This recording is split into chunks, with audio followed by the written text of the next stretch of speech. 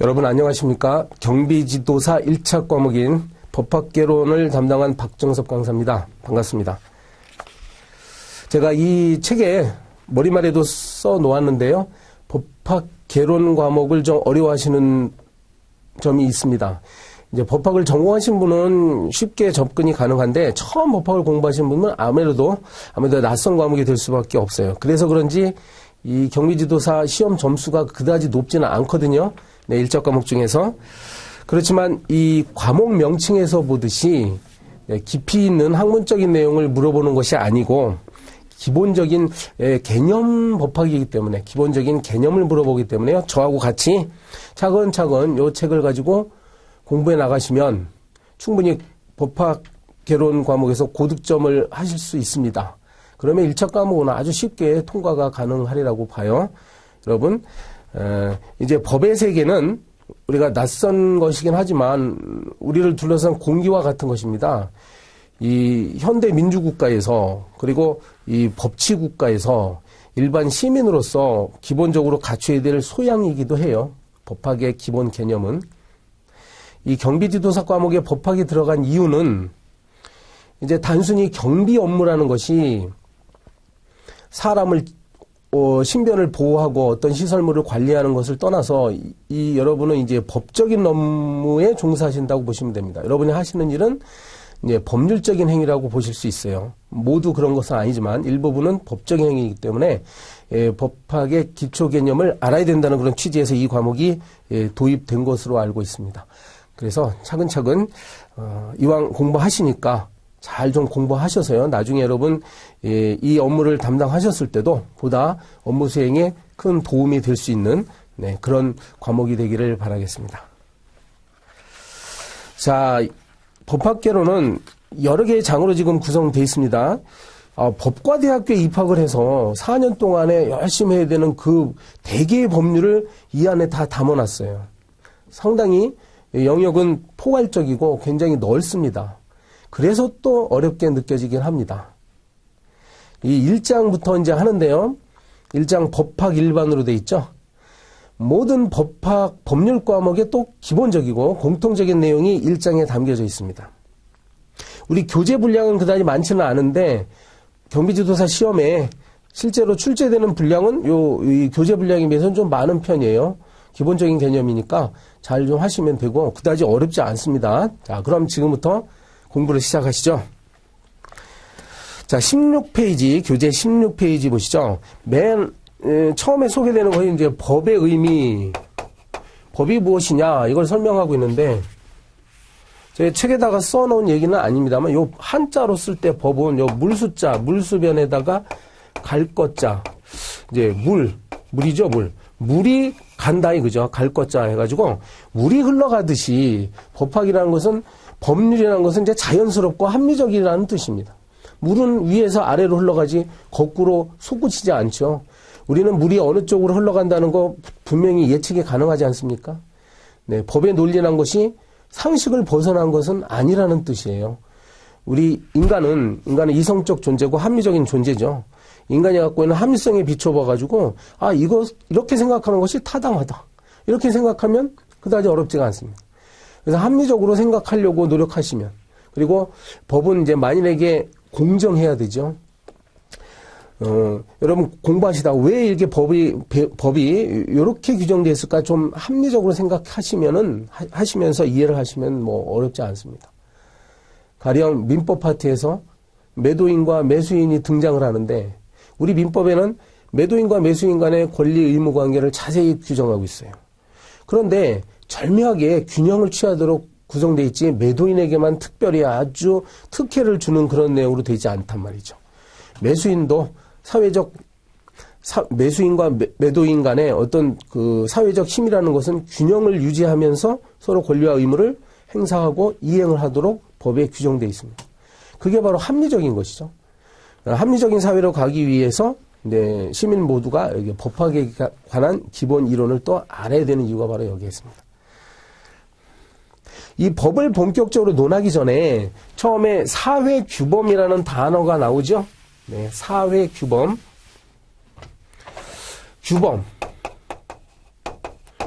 규범, 룰이지. 영어로 말하면 이제 룰인데, 사람이 행동을 하면서 마땅히 지켜야 될 룰, 규칙, 이런 것들을 규범이라고 합니다. 특히 앞에다가 사회라는 말을 쓰는 이유는 바로 인간은 사회적 동물이니까. 동물 사회에서도 규범이 있을까요? 네. 동물의 왕국 프로그램 보면, 의외로 얘네들도 이제 군집을 이루어서 사는 동물들 보면 뭐 일정한 규칙이 있죠. 근데 이제 삼라만상을 통해서, 삼라만상이라는 것이 이제 뭔가 여럿이 모여서 하나의 전체 집합을 이루는 그런 사물들 속에는 일정한 규칙이 있게 마련이에요. 그렇죠? 사람이 사는 이 사회 속에서도 항상 사람들의 행동에 대한 룰이 있기 마련입니다. 그래서 이런 말을 많이 합니다. 사회가 있는 곳에는 규범이 있다. 책의 한 6번째 줄에 나오죠. 사회에 있는 곳에는 법이 있다. 법이 있다. 그러니까 사회는 규범이 없으면 존재할 수가 없어요. 네. 룰이 없으면, 지켜야 될 규칙이 없으면 막 무질서해지죠. 혼란스럽습니다. 아니, 하다못해 우리 도로에 그 횡단보도가 있기 때문에 교통사고가 방지가 되고 원활하게 사람과 물자의 교통이 흘러가고 있는 거죠. 그래서 도로교통법을 만든 이유입니다. 도로교통법이라는 게 만약에 없이 자기 멋대로 그냥 가고 싶은 대로 간다 그러면은 엉망진창이 되어버릴 거예요, 사회 질서에. 사람이 사는 곳에는 항상 어떤 규범이 있기 마련입니다. 자, 이렇게 정의될 수 있죠. 거기 보세요. 사회규범의 의. 사회규범이라는 건 사회의 질서를 바르게 유지해서 사회 공동생활을 온전하게 영위하려고 사회구성원의 동의에 의해 마련한 것이다. 자, 사회규범이라는 것은요, 바람직한 것은 하도록 합니다. 바람직한 것은 하도록 유도한다는 의미가 있어요. 그리고 바람직하지 않은 거, 유해한 거, 해로운 거, 이런 것들은 하지 못하도록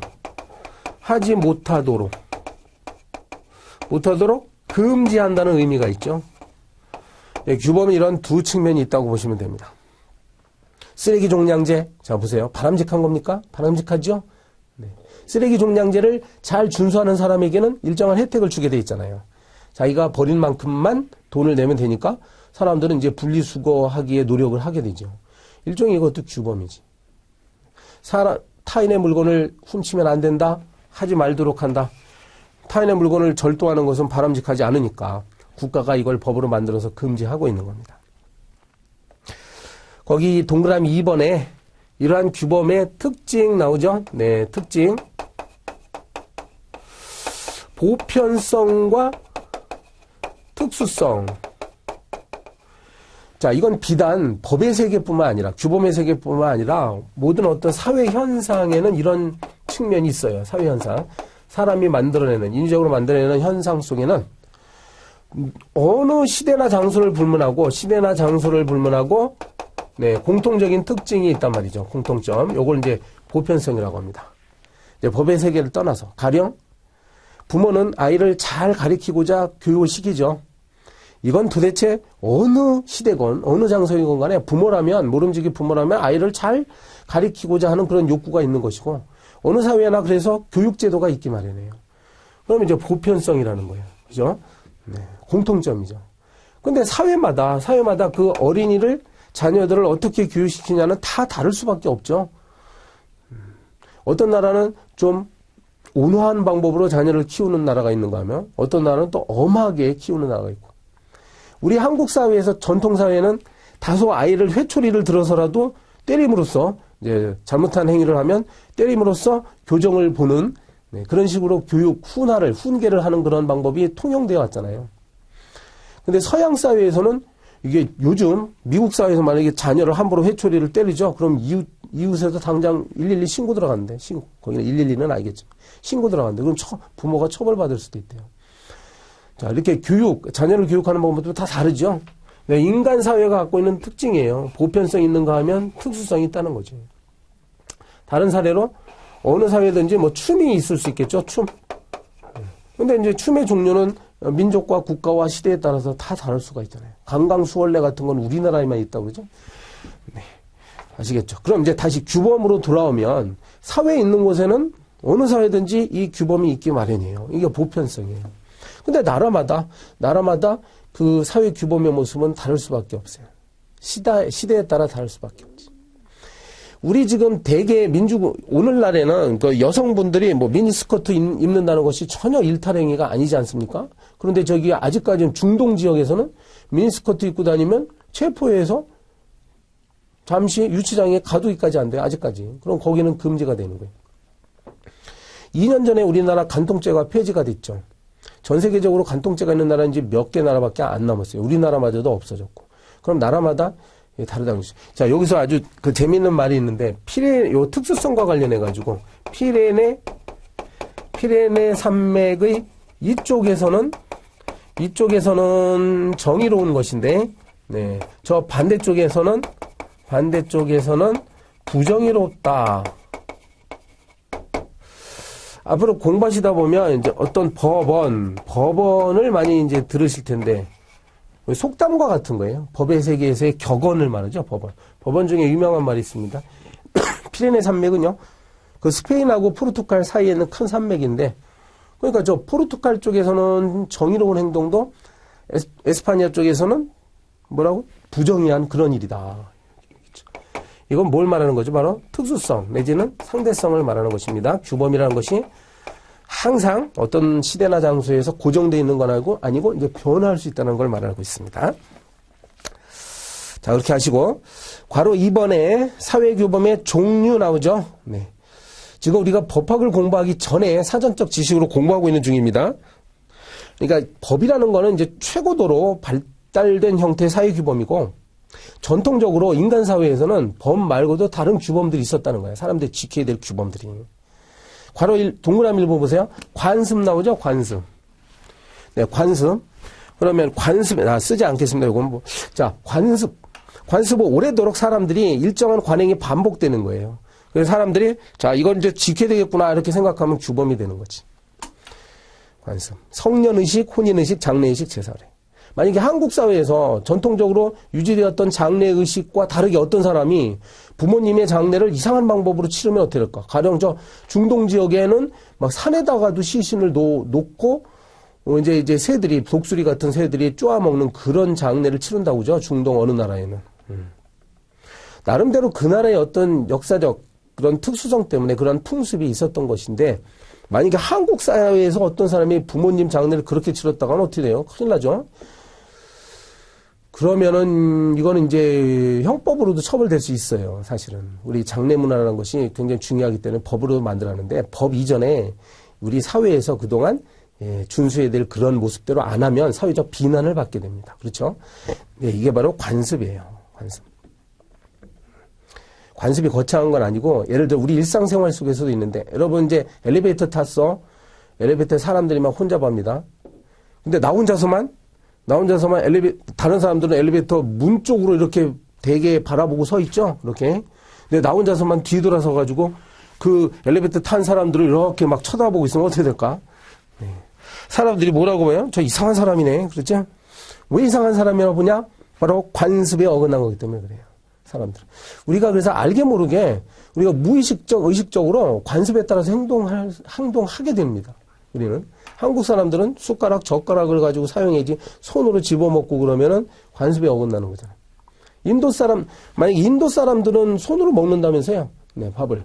그럼 거기 가서 한국 사람이 인도에 가가지고 야, 인도 사람들 참 야만인이구나. 이렇게 얘기하면 안 되죠. 우리는 만약에 그런 야만이다. 이렇게 그런 태도를 취하면 우리는 이 규범의 특수성에 대해서 이해를 못하고 있는 사람입니다. 규범은 장소에 따라서, 시간에 따라서 달라질 수 있다는 거 꼭 아셔야 돼요. 그 다음에 도덕이라고 나오죠. 도덕. 관습하고 도덕은 약간 다른데 도덕은 윤리하고 비슷한 말이에요. 윤리. 예, 사람 사이에서 마땅히 지켜야 될 어떤 가치관이 여기 개입된 거예요. 가치관. 가치관이 뭐예요? 가치. 옳다, 그르다 이거지. 옳다, 그르다. 옳다, 그르다. 좋다, 나쁘다. 이런 것이 개입된 것이 가치고 가치가 반영된 것이 윤리나 도덕이고요. 도덕이나 윤리 어떤 것들이 있어요? 어른은 공경해야 된다. 거기 책에 나오죠. 어른 공경해야 된다. 우리 사회에서는 특히 어른 앞에서 양반다리를 하고 앉아있거나 어른 앞에서 담배를 뻑뻑 피우거나 그러면 어떻게 돼요? 몹쓸 놈이라고 그렇게 치부받죠. 이건 관습을 위반했다고 하는 것이 아니라 이건 도덕, 윤리에 반한 행위라고 보는 거예요. 이 윤리나 도덕마저도 상대적이에요. 저 스리랑카라는 나라에 가면은 거기는 젊은이들이 어른 앞에서 담배 뻑뻑 피는 것이 전혀 이상하게 여겨지지 않는다고 합니다. 그죠? 근데 그 나라는 그게 도덕이라는 거예요. 도덕에 위반되는 게 아니라는 거예요. 자, 그 다음에요. 종교 규범이 있어요. 이제 종교가 여러 개가 있죠. 가령 여러분 중에 크리스찬이다 그러면 주일에 한 번씩 주일마다 예배를 가야 되는 것이 불문율로 돼 있지. 신도인데 교회 예배도 예배 보러 오지도 않고 그렇게 되면 어떻게 돼요? 그 종교 집단에서 따돌림 당할 수도 있습니다. 심한 경우는 어떤 종교 집단은 그 안에서 징계 같은 것도 할 수 있죠. 막 내쫓을 수도 있어.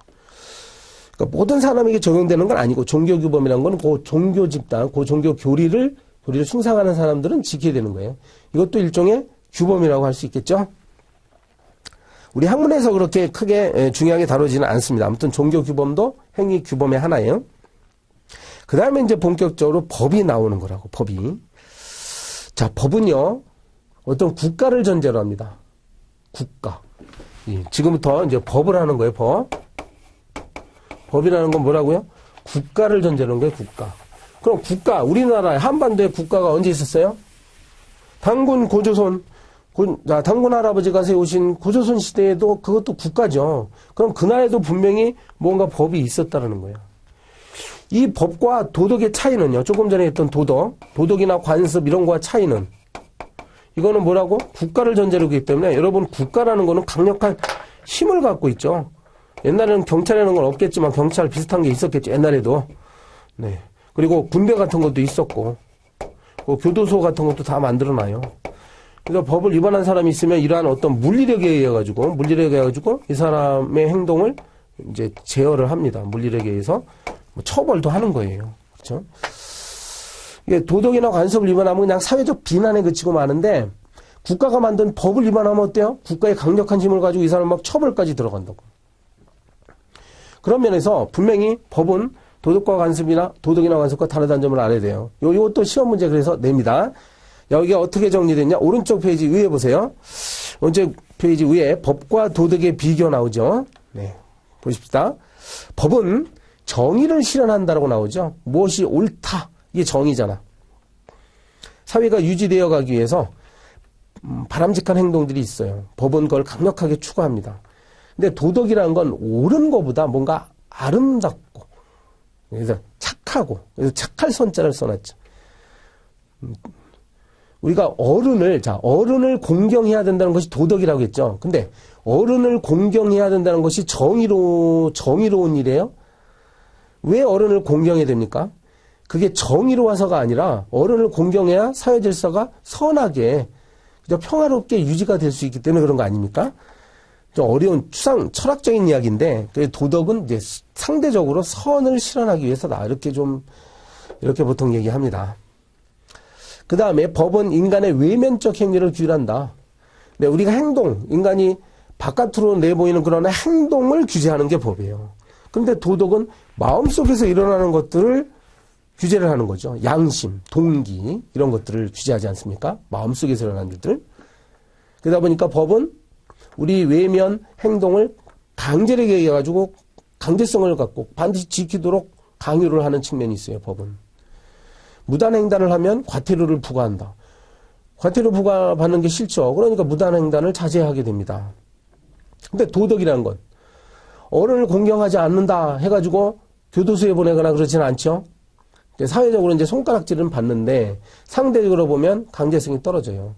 어른을 공경하지 않는다 해서 마을에서 집단적으로 유치장을 만들어서 유치장에다 가두거나 그럴 수는 없죠. 과태료를 부과하거나 그럴 수는 없습니다. 이게 비강제성이야. 그 다음에 양면성, 일면성 얘기가 나오지? 네. 양면성은요, 법이라는 거는 되게 권리가 있으면 그 반대편에 의무가 있기 마련입니다. 마치 동전의 양면처럼요. 앞면이 있으면 뒷면이 있듯이. 아까 얘기했듯이 매수인과 매도인이 있다 그러면 부동산의 매수인은 등기 이전을 요구할 수 있는 권리가 있는데 상대방은 그럼 등기 이전 의무가 있는 것이고 매도인은 금전 청구권이 있는데 매수인은 금전 지급 의무가 있죠. 이렇게 권리와 의무가 서로 같이 간다. 100% 그렇지는 않아요, 사실은. 참고로 여러분 이제 민법 공부하시다 보면 친권이라는 걸 공부하시잖아요. 친권이 뭐예요? 부모가 자녀에 대해서 갖고 있는 권리죠. 그러면 이제 부모의 친권, 권리 있는데, 권리는 권리인데, 거기에 반대쪽에 무슨 의무가 있느냐, 따로. 그렇지는 않은 거라고요. 국방의 의무라고 하죠, 여러분. 국방의 의무라고 하지, 국방의 권리가 따로 있지는 않죠. 그러니까 의무만 있는 경우도 있습니다. 그런데 99.9%는 대개 권리가 있으면 의무가 있게 마련입니다. 자, 도덕은 어때요? 어른에게 공경해야 된다? 이게 뭐야? 의무죠. 어른 앞에서는 담배 피우면 안 된다. 의무지. 그럼 반대편에 어른들이 아이들에 대해서 갖는 권리가 있을까? 그 어른은 아이들에게 너 나 공경해 라고 뭘 청구할 수 있는 권리가 있냐 이거죠. 그렇진 않죠. 자, 그래서 일면성이라고 얘기합니다. 자, 법은 타율적이다. 내가 지키기 싫어도 지킬 수밖에 없어.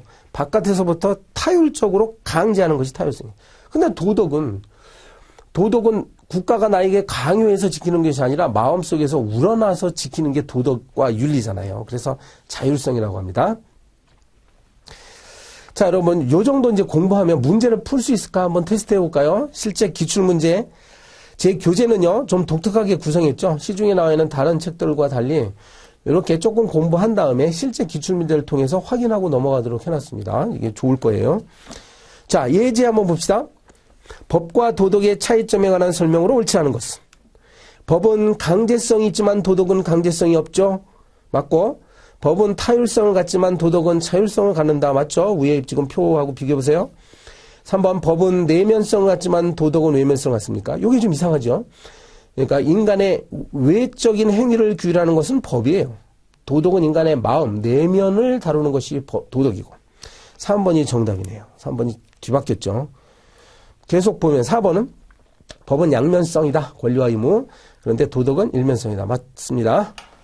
자, 됐어요. 그럼 여러분 이제 한 문제 맞추신 거예요. 네. 그 다음에 이제 괄호 3번 보겠습니다. 법의 성격 나와요. 조금 전까지 제가 한 20분 동안 막 설명드린 거는 요 법의 성격 중에 동그라미 1번에 있는 행위규범 있죠? 행위규범에 좀 강조점을 두고서 설명을 드렸어요. 되게 규범 그러면 행위규범이라고. 아까 뭐라고 했어요? 뭐 어떤 행위를 바람직한 행위는 하도록 하고 바람직하지 못한 행위는 하지 못하도록 금지하는 거다. 이게 규범이라고 했죠. 근데 이렇게 말하는 거는 이제 행위 규범적 측면에서 얘기한 것이라고요. 법이라는 거는 행위 규범의 측면이 있더라. 좀 어렵게 이야기가 나오는데 요 하도록 한다는 걸 앞으로 여러분 법학에서 자귀 이렇게는 기억하세요. 뭘 하도록 한다 자귀. 그다음에 하지 못하도록 한다 부자귀. 자기 의무를 부과하고 부자기 의무를 부과합니다. 해라. 뭐가 있을까? 뭐 세금을 내라. 네, 세금 납부.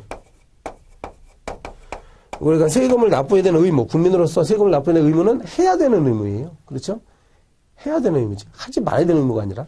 이런 걸 자기 의무라고 합니다. 그 다음에 여기 해당하는 거 뭐가 있을까? 네, 위법한 건축행위는 하면 안 되죠. 네, 건축법에 위반한 형태로 건축물을 막 짓거나 그러면 안 되죠. 국가는 하지 말아라고 지금 명령을 내는 거잖아. 이런 행위는 하지 말아라. 이런 경우를 부작위 의무라고 합니다. 그러니까 위법한 건축 행위를 하지 말아야 되는 의무를 뭐라고? 부작위 의무라고 합니다. 그럼 법이라는 것은 바로 이렇게 우리 행위 측면에서 규율을 하고 있어요. 그래서 행위 규범적 성격을 갖고 있습니다. 그 책에 수범자라는 단어가 하나 나오죠? 세 번째 줄에 보면 수범자. 네, 규범을 지켜야 될 사람, 여기서 수범자라고 부르니까 기억해 놓으시고요.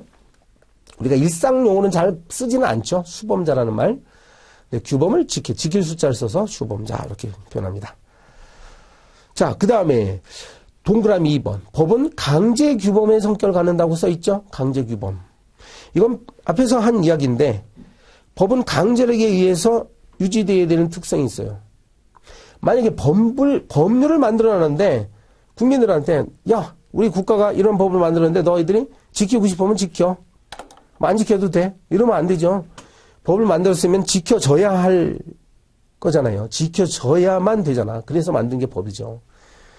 일찍이 예링이라는 학자가 이렇게 얘기했다고 그죠? 강제력이 없는 법은 타지 않는 불이요. 비치지 않는 등불이다. 자, 불이라는 거는 타야 되는 것이고 등불은 비춰야 되는데 법이라는 거는 그러면 강제력이 있어야 되는 거야. 강제력이 없다고 한다면 마치 단팥 없는 단팥빵이 된다. 이게 이렇게 되는 거야. 자, 이게 강제규범이야.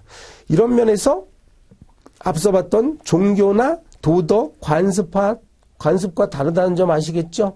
네, 법은 강제력이 있습니다. 국가의 힘에 의해서 반드시 지키도록 국민에게 준수하도록 힘을 가는 게 강제인데 다른 사회규범은 이런 강제규범이 없다는 점에 큰 차이가 나요. 그 동그라미 1번의 행위규범은요. 그 도덕이나 관습, 종교 어때요? 도덕, 종교, 관습도 행위규범적 측면이 있지 않습니까? 거기도 분명히 예수님이 말씀하셨다며, 부처님이 말씀하셨다며 이렇게 해야 된다. 그러면 행위규범적 측면인데 강제규범력은 떨어져요. 자, 그 다음에 동그라미 3번 재판규범. 법은 재판규범이라는 말의 뜻. 재판. 재판이 뭐죠? 재판. 자, 요게 이제 1번 한 것이고 행위규범 2번 했고요. 3번에 재판규범이라고 나와요. 재판. 이거는 재판을 할 때 기준이 된다 그런 뜻이에요. 대개 재판은 법관이 하지 않습니까? 판사가 어떤 사건을 지금 재판을 하고 있어. 그럴 때 뭘 기준으로 해야 돼요? 오로지 그냥 판사의 상식에 맡기면 안 되지. 뭔가 판단을 할 때 기준이 필요해. 기준. 이 행동이 옳으냐 그러냐. 이 행동이 범죄 행위냐 아니냐. 이런 것들은 기준이 필요하단 말이에요. 그래서 미리 법으로 자세히 규정을 해 놓을 필요가 있습니다. 이제 사람들 사회에서, 공동체 사회에서, 법적 분쟁이 일어날 때 대비해서, 분쟁이 일어날 때 대비해가지고, 네, 법을 만들어 놔야 되는 거야. 거기 사례가 나오죠. 우리 형법 307조 1항 규정이요. 공연이란 말은 이제 널리 사람들이 알 수 있도록 그 뜻이야. 사실을 적시하여, 사실을 딱 기재해가지고 타인의 명예를 훼손하면,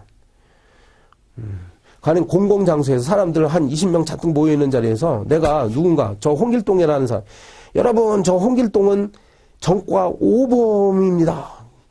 정과 5범이나 갖고 있는 사람이 지금 활개를 치고 응? 우리 그 회원이 되었습니다. 내쫓아야 그럼 어떻게 될까요? 자, 전과자도요 명예가 있는 겁니다.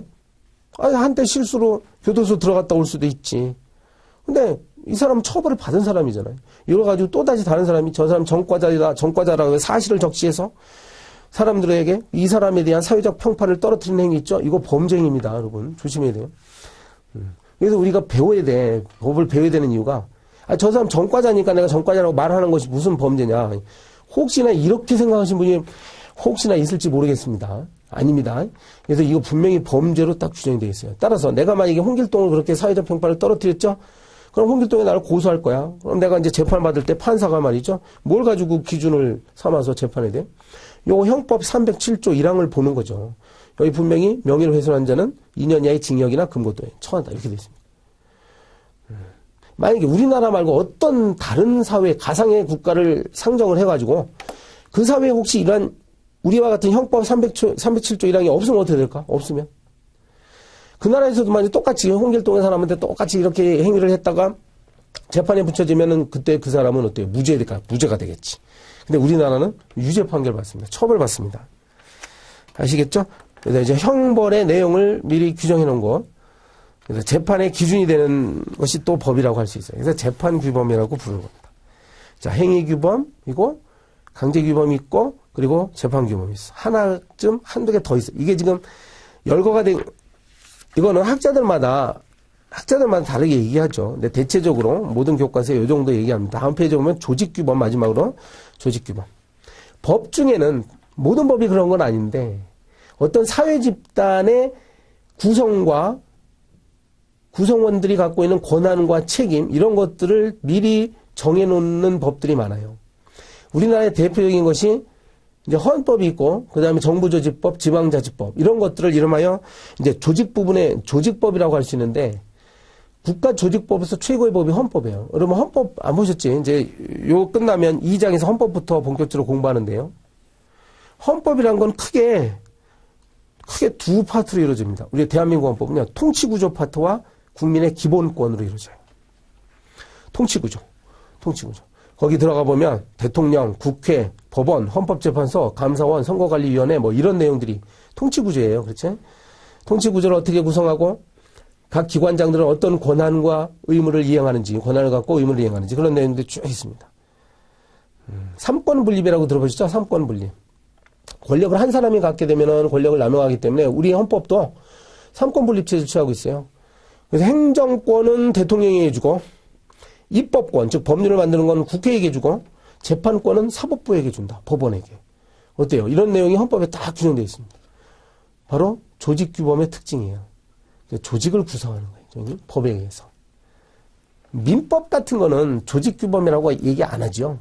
민법은 이제 개인과 개인 간의 개인적인 이해관계를 조절하는 법이 민법이고, 그래서 민법을 조직규범이라고는 안 하는데, 민법마저도 그 안에 몇십 개 조문이 있긴 있어요. 조직규범서. 나중에 배웁니다. 사단법인, 재단법인은 어떻게 구성하고, 이사는 몇 명으로 하고, 정관 작성할 때 정관에 들어갈 내용은 무엇이고, 이런 것들이 그러니까 조직규범의 내용이 일부 있긴 있습니다. 여기 기억하세요. 우리나라 조직규범의 대표적인 건 뭐? 헌법.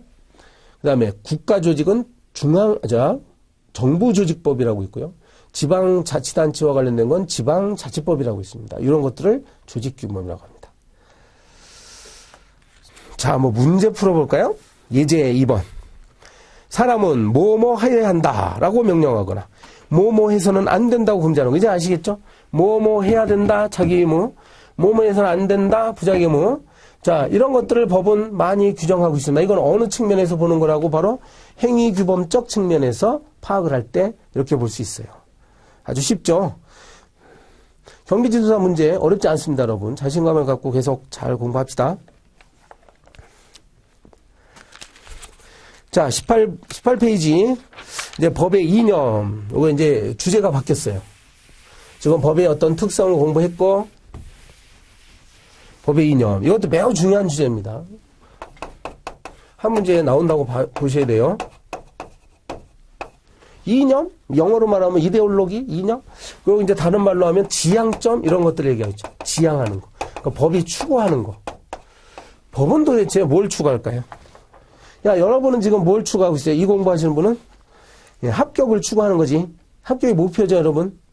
그 법도 뭐가 있단 말이죠.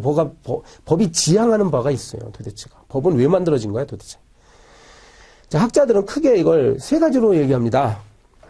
우리 책도 그 순서로 되어 있는데, 정의, 네, 그리고 함목적성, 그리고 법적 안정성. 정의라는 것이 정의는 참 정의 내리기가 어렵죠. 재미있는 말인데 정의 옳고 그르다, 무엇이 옳다, 이걸 보통 정의라고 얘기하죠. 그러니까 궁극적인 가치예요. 인간이 갖고 있는 궁극적 가치. 진선미라는 말 들어보셨죠? 미스코리아 진선미 할 때 그 진선미를 여러분 정의 내려봐봐. 상당히 어렵죠. 왜냐하면 이게 굉장히 궁극적 가치이기 때문에 그래요. 굉장히 추상적인 개념이지. 네. 그래서 정의가 무엇이냐, 정의. 법은 정의를 추구하는 거래. 옳은 것을 추구하는 거래요. 그런데 정의라는 단어 자체가 정의 내리기가 상당히 어렵습니다. 물어봐요, 사람들마다. 그럼 정의가 뭐냐 그러면 각양각색으로 다 다르게 얘기할 거란 말이야. 그죠? 그래서 제가 책에 몇 분 소개해놨는데, 일찍이 역사적으로 보면 학자들마다 정의가 무엇이냐, 도대체 무엇이 옳은 것이냐에 대해서 다 다른 이야기를 합니다. 울피아누스라는 학자는 정의란 각자에게 그의 몫을 돌려주려는 항구적인 의지다, 이렇게 얘기했대. 소크라테스는 법과 정의는 인간 본성으로부터 나온다라고 했고, 최근에 현대의 그 정의론으로 유명한 학자가 있죠. 롤스. 이분이 이제 1970년대에 말하는 것인데 아직까지도 많이 회자되죠. 가장 불리한 상황에 있는 사람들의 이익을 최대화하기 위한 불평등은 정당화될 수 있다. 네. 뭔 말인지 모르겠죠. 이제 우리 사회의 가장 불우한 자들, 예를 들어서 장애인. 네. 장애인이 있다 이거야. 그러면은 장애인들에게 약간 혜택을 줘도 돼요. 우린 정상인들이잖아. 정상인들은 장애인보다 조금 덜 가져도 된다는 거야. 뭔가 사회적 잉여 자원이 남겨져 있을 때 장애인에게 줘도 돼요. 우리 백화점 같은 데 보면 장애인 전용 주차장 있지 않습니까? 전용 주차장이 차량을 면적이 좀 넓긴 해요. 보통 주차장보다. 그죠? 한 차량 한 대가 들어갈 수 있는 면적. 그럼 정상인들의 입장에서는 좀 비효율적이라고 여겨지겠지만은 괜찮다는 거예요. 그게 정의롭다는 거예요. 이게 롤스가 한 이야기입니다. 네. 사람마다 아무튼 정의가 뭐냐 아니다 달라. 아주 쉬운 예로 설명을 드릴게요. 우리 시험에도 몇 번 기출문제에 출제가 된 이론이 있는데 아리스토텔레스. 우리 책에 나오죠? 아리스토텔레스. 이 양반이 일찍이 정의에 대해서 얘기해서 무엇이 정의로운가? 일반적 정의와 특수적 정의로 나눕니다. 일반적 정의. 자, 읽어보세요. 인간의 심정 및 행동을 공동생활의 일반 원칙에 적합하게 하는 것. 말 그대로 일반적으로 생각하는 정의예요. 이건 그렇게 뭐 중요한 건 아니고 일반적으로 어떤 정의가 있어. 근데 특수한 상황에서의 특수한 정의가 또 있더라 해서 특수적 정의예요. 요거 아리스토텔레스는 사람은 과다한 욕심을 부리지 않는 것이 정의롭다 이렇게 얘기했다고 합니다. 과다한 욕심을 부리지 않는 것. 그럼 어떻게 하는 것이 욕심을 부리지 않는 거냐. 여기에 대해서 다시 또 평균적 정의와 배분적 정의로 나옵니다. 만약에요, 개미 한 마리하고 배짱이 한 마리가, 요게, 맞춤법이 맞나 모르겠네. 2배입니까? 네. 자, 배짱이가 이제 같이 빵을 하나를 만들었어요. 빵을 만들었어. 평균적 정의라는 건 n분의 1로 나눈다는 거야. 이게 지금 둘이서 만들었으니까 똑같이, 한쪽씩, 반쪽씩 이렇게 가진다는 거예요. 이게 정의롭다는 얘기죠. 어떻습니까? 일리가 있죠? 같이 공동으로 노력해서 일을 했으니까 빵도 정확히 2개로 나누자 이거야. 일리가 있는 말이잖아요. 근데 한쪽에서 보면, 아니, 개미는 지금 90% 일을 했고, 배짱이는 띵가띵가 놀고, 그래서 10%밖에 일 안 했는데, 어떻게 이게 똑같이 나오면 이게 정의로운 거냐? 정의롭다는 거는 자기가 공헌한 바에 따라서, 노력한 바에 따라서 나눠가는 것이 정의로운 거 아니냐? 이렇게 볼 수도 있죠. 그러면 개미한테 90%를 줘야 된다는 거예요, 빵에. 배짱이는 조금만 주고. 어떻습니까? 이것도 일리가 있는 말이지 않습니까? 그러니까 관점에 따라서, 보세요. 정의라는 관념이 이렇게 다 다릅니다. 때로는 이것도 정의로울 수 있고, 이것도 정의로울 수 있는 거야. 네. 배짱이가 알고 봤더니, 얘가 놀고 싶어서 논 게 아니라, 사실은 얘가 장애를 갖고 있는 배짱이었다. 이거야. 장애를 갖고 있어. 그러니까 일을 하고 싶어도 제대로 못해서 10%밖에 일을 못한 거죠. 자, 그런 상황이라면 n분의 1로 나눈다는 게 오히려 부정의롭지요. 그죠? 장애를 갖고 있는 배짱이가 또 나름대로 자기가 열심히 땀 흘려가면서 일을 했는데 너는 그 업무 성과 면에서 10%밖에 빵을 못 만들었으니까 10%만 가져. 이거야말로 정의롭지 못한 거 아닙니까? 그렇게 생각하는 게 바로 여기에, 그렇죠? 여기에 있는 거예요. 이게 어려운 문제입니다. 굉장히 철학적인 문제고요. 정의가 무엇이냐 해서 다양하게 여러분 각자도 이제 생각할 수 있어. 그래서 어떤 학자는 참고로 이렇게도 얘기하는 거예요. 지금 그럼 여기가 성과고 여기가 보상이다. 그러면 뭔가 일정한 부분까지 성과를 낼 때까지는 최소한 이 정도는 주자. 그 다음에 이제 일정한 점을 지나고 나면 그때부터는 성과에 비례해서 보상을 주자. 이렇게 얘기할 수도 있어요. 여기에 해당하는 게 바로 최저임금제. 우리가 잘 알고 있는 그겁니다. 최저임금제가 뭐예요? 1시간에 금년에 7,500원인가요? 그러면 이 사람이 일의 업무 성과가 작건 많거나 일단 1시간에는 일을 못하더라도 최소한 7,500원 주자는 거야. 예, 최소한 주자는 거야. 그 다음에 사장하고 근로자하고 잘 이제 계약을 체결해가지고 업무 성과에 따라서 그 이후 거는 그걸 초과하는 거는 더 많이 줄 수 있는 것이죠. 보너스로. 이렇게 하는 것이 정의롭지 않느냐. 이렇게 볼 수도 있죠, 또. 네. 그러니까 정의라는 개념은 다양하다. 이렇게 보시면 되고, 지금 우리 경비지도사 시험에는 지금까지는 요 아리스토텔레스의 정의론 정도가 나와 있었습니다. 만약에 문제가 조금 어렵게 나오면 롤스의 정의론이 나올 수는 있어요. 롤스. 바로 위에 있죠? 롤스의 정의론. 네, 롤스의 정의론은 뭐라고요? 뭐가 정의로우냐면 가장 이 사회에서 불리한 상황에 있는 사람에게 그 이익을 최대한 주자라는 정의입니다. 불쌍한 사람들 도와준다는 거예요. 그러니까 사회에 잉여 자원이 있으면 일단 누구에게 우선적으로 주자? 예, 가장 불리한 사람들에게 주자. 그게 정의롭다는 거예요. 자, 됐어요. 정의는 그 정도 하시고. 이 정의가 첫 번째로 나온 이유 아시겠죠? 바로 뭐라고? 정의가 중요한 거기 때문에 이 법에 있어서 법이 최고로 추구하는 게 바로 정의예요. 하나만 더 하고 쉽시다. 자, 함목적성이라고 나왔죠. 두 번째. 함목적성. 요거는 다음 시간에 합시다. 한목적성. 자, 법이라는 것은 추구하는 목적이 있는데요. 그 목적에 맞도록 법을 만들어야 돼요. 목적에 맞도록 방향을 설정하는 거. 이게 한목적성이다. 어렵죠? 근데 이거는 시대나 장소에 따라서 법이 갖고 있는 목적이 다를 수 있어. 19세기 시민혁명이 언제 일어났어요, 여러분? 3대 시민혁명 뭡니까? 프랑스 대혁명, 영국의 명예혁명, 미국의 독립전쟁. 자, 이거는 이제 우리 시험 범위는 벗어나지만, 이 시민혁명 이후에 새로운 세계가 열렸죠. 자유. 사람들은 이제 자유를 막 갈구하기 시작한 거야, 자유. 그래서 18세기, 19세기, 이 당시에, 그때도 법이 있었는데, 그때 법의 기본적인 바탕은 바로 자유였습니다. 최고의 가치는 자유야. 사람들은 자기가 피땀 흘려 얻은, 그러니까 자유롭게 열심히 일할 수도 있고, 거기서 얻은 재산에 대해서는 절대적으로 보장받았어요. 자유롭게 계약을 체결할 수도 있는 것이고, 그리고 자기가 법을 준수하는 범위 내에서라고 한다면 자유롭게 생산활동을 해서 얼마든지 돈을 벌 수 있는 그런 시대였단 말이야. 자유인데, 이제 20세기에 들어오면은 자유만을 보장해서는 불공평한 상황이 펼쳐지게 된다는 걸 알게 됩니다. 가령 기업과 근로자가 계약을 체결하는데 자유롭게만 맡기게 되면 기업은 사회적 강자고 근로자는 사회적 약자니까 이 약자의 노동력을 착취하는 형태로 기업이 근로계약을 체결할 가능성이 있어. 그래서 국가가 막 개입하기 시작합니다.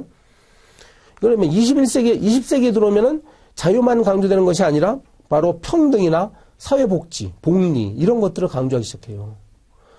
그럼 법은 바로 그러한 내용을 담기 시작하죠. 어떻습니까? 이 법이 지향하는 바는 시대나 장소에 따라서 달라진다는 걸 알 수가 있죠. 네, 이러한 측면을 한목적성이라고 합니다. 동그라미 3번은 참고로 보시는데 라드브루라는 유명한 독일 학자가 이런 말을 했어요. 이 목적은 다르다. 개인주의가 목적일 수도 있어요. 어떤 법이 개인의 자유와 행복을 최대로 추구하는 법이 있을 수 있어요. 그러니까 최고로 여기는 것이 개인의 자유와 행복이다. 아니다. 두 번째는 단체주의. 민족이나 국가가 우선된다라는 생각이 있을 수 있습니다. 그럼 개인의 자유라는 것은 민족이나 국가가 잘 되고 나서의 자유지. 민족이나 국가가 망하고 나서의 개인의 자유는 없다. 이런 입장이 있을 수 있죠. 그 다음에 디귿은 개인도 단체도 아닌 인간이 만든 문화 또는 작품을 최고의 가치로 신봉하는 태도가 또 있다고 합니다. 이걸 라드브루는 초인격주의 또는 이제 문화주의라 이렇게 불렀어요. 참고로 보시면 됩니다. 그건. 여러분 지금 법의 이념 두 가지 했거든요. 네, 잠시 쉬었다가 2교시의 법적 안정성 이어서 하겠습니다.